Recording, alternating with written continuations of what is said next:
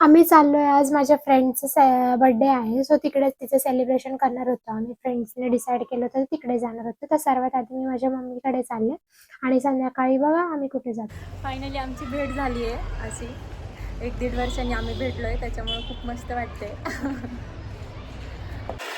दिवसांनी भेटलोय नाही का, आठवण राहील ना. भेटलोय किती वर्षानंतर.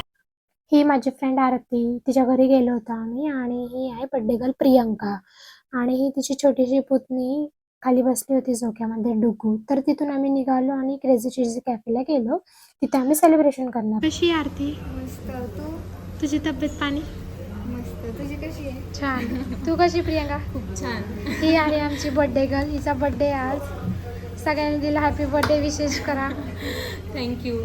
छान वाटतंय मला खूप. आम्ही खूप दिवसांनी भेटलोय. जवळपास आम्ही 1.5 वर्षांनी भेटलो. 1.5 माझ्या वर्षांनी. लग्नामध्येच भेटलेलो आम्ही. Direct ही भेटत असती मला, पण ही नाही भेटत. हिला 1.5 वर्ष झाला. ही भेटते, आम्ही भेटत राहतो सारखे एकमेकी. आम्ही भेटत राहतो. ही प्रियांकाच लय बिझी. ही खूप बिझी गर्ल आहे. Job ही मुळे. भेटत नाही. ही जॉब करते त्यामुळे भेटत नाही. Happy birthday to you. Happy birthday to you. Happy birthday dear Priyanka. Happy birthday to you. Thank you.